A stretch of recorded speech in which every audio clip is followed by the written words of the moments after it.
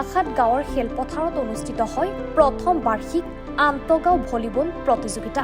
প্ৰয়াত বুদ্ধিৰাম ৰাভাৰ সোঁৱৰণিত অনুষ্ঠিত হয় ভলীবল প্ৰতিযোগিতাখনি। নিখিল ৰাভা ছাত্ৰ সন্থাৰ উদ্যোগত অনুষ্ঠিত হয় এই প্ৰতিযোগিতা।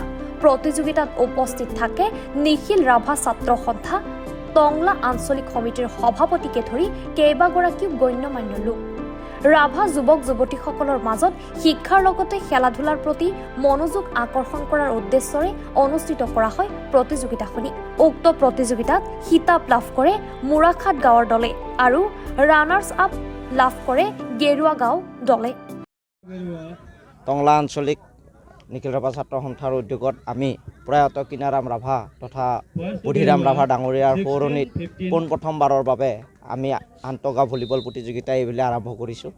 আৰু ইয়াৰ দ্বাৰা আমাৰ লক্ষ্য উদ্দেশ্য এই যে আমি জাতিটো যদি আগবাঢ়ি যাব লাগে, আমি সাংস্কৃতিকভাৱেই হওক শৈক্ষিকভাৱেই হওক আগবাঢ়ি যোৱাৰ লগতে আমি খেল জগততো আগবাঢ়ি যাব লাগিব।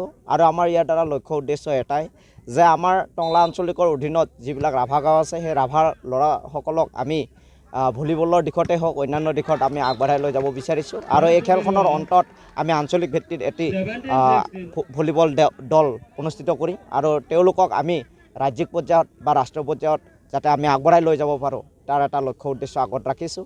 আৰু আজি এই অনুষ্ঠানৰ দ্বাৰাই আমি প্ৰয়াত কিনাৰাম ৰাভা ডাঙৰীয়াক আমি সুঁৱৰিছোঁ।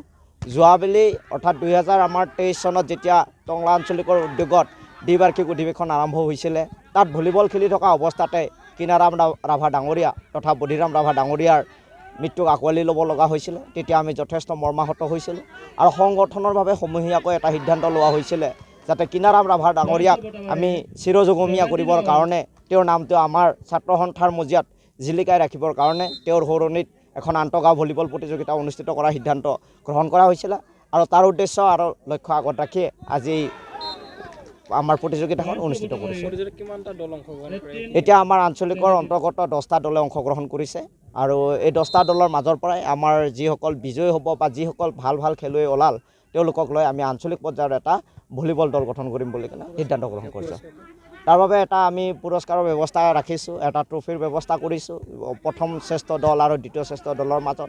লগতে এটা শকত ধনৰ টোপোলাও আমি ব্যৱস্থা কৰিছোঁ আৰু লগতে আমাৰ আঞ্চলিকৰ পৰা এখনকৈ সকলোকে প্ৰমাণ পত্ৰ দিয়াৰ ব্যৱস্থা কৰা হৈছে।